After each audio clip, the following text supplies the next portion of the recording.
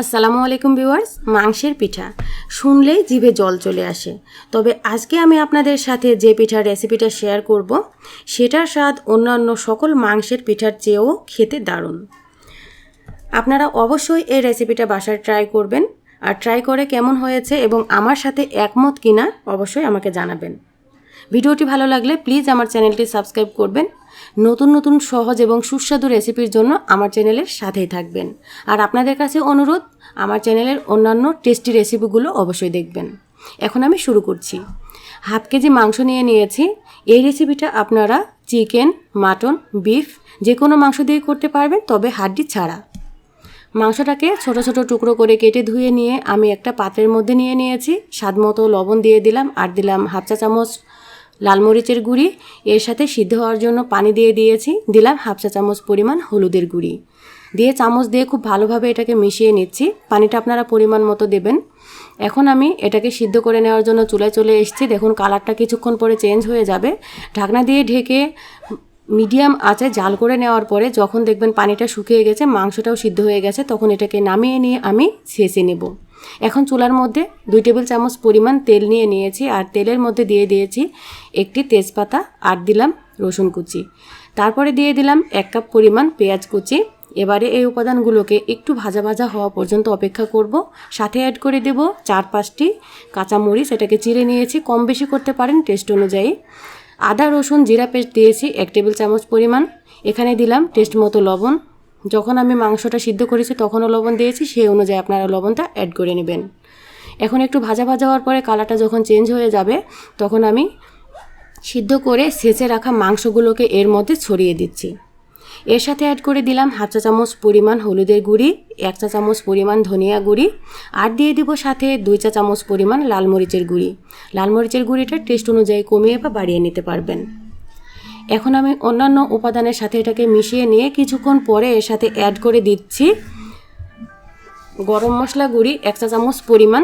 গরম মশলা গুঁড়ির ফ্লেভারটা ছড়ানোর জন্য ভালোভাবে নেড়ে দিয়েছি, আর যে পাত্রে আমি মাংস সিদ্ধ করেছি সেটা ধুয়ে হাফ কাপ পরিমাণ পানি এর সাথে অ্যাড করে দিয়েছি। অ্যাড করে দেওয়ার পরে আবারও চামচ দিয়ে নেড়ে চেড়ে ভালোভাবে মিশিয়ে ভেজে নিয়েছি 5-6 মিনিটের মতো। তারপরে এরকম কালার চলে এসেছে আর ঝরঝরে হয়ে গেছে। খুব সুন্দর একটা ফ্লেভার আসলে বা সুন্দর একটা স্মেল যখন ছড়িয়ে যাবে চারিদিকে, তখন এটাকে নামিয়ে নিয়ে ঠান্ডা করব। আমি একটা পাত্রের মধ্যে এখন নিয়ে নিয়েছি 1.5 কাপ পরিমাণ পানি। এটা ফুটে ওঠার পরে এর মধ্যে স্বাদমতো লবণ দিয়েছি, আর হলুদ দিয়ে দিয়েছি অল্প পরিমাণ।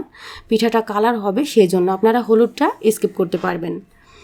তো এর মধ্যে এখন দিয়ে দিতে হবে 3 কাপ পরিমাণ চালের গুঁড়ি।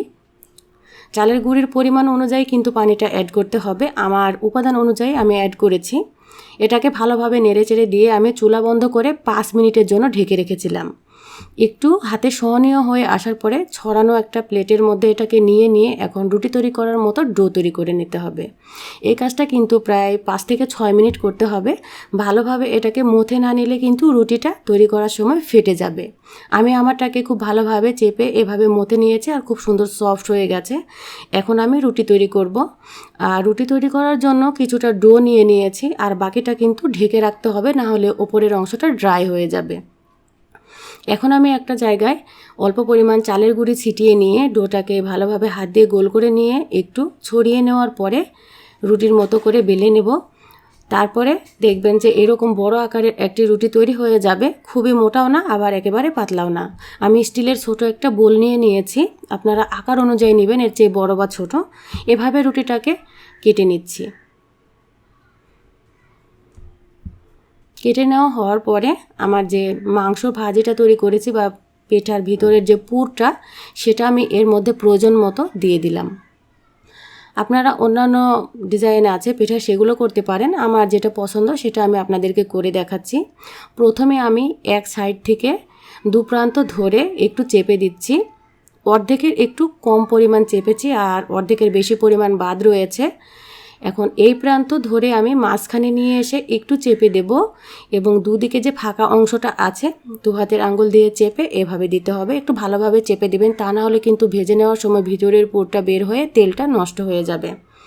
এভাবে সকল পিঠাগুলোকে তৈরি করে নিচ্ছি। দেখুন আমার পিঠাগুলো কতটা সুন্দর হয়েছে। এভাবে আপনারাও তৈরি করে নেবেন। এখন এগুলোকে ভেজে নেওয়ার জন্য চুলায় আমি একটা প্যানের মধ্যে মিডিয়াম লো আছে তেল দিয়ে দিয়েছি। আঁচটা কিন্তু মিডিয়াম লোতেই থাকবে, আমি বারবার বলছি, কারণ যদি বেশি আঁচ দেন তাহলে পিঠাগুলো দেওয়ার সাথে সাথেই কিন্তু পোড়া পোড়া হয়ে যাবে। এরকম লো আছে এটাকে ভেজে নিতে হবে ব্রাউন কালারের মতো করে। ব্রাউনের চেয়ে একটু হালকা হলেও সমস্যা নেই, কারণ এটা সিদ্ধ থাকে ডোটা, আর ভিতরের মাংসটা তো ভাজায়, খুব বেশি ভাজার প্রয়োজন হয় না, বেশি ভাজলে অনেক শক্ত হয়ে যায়।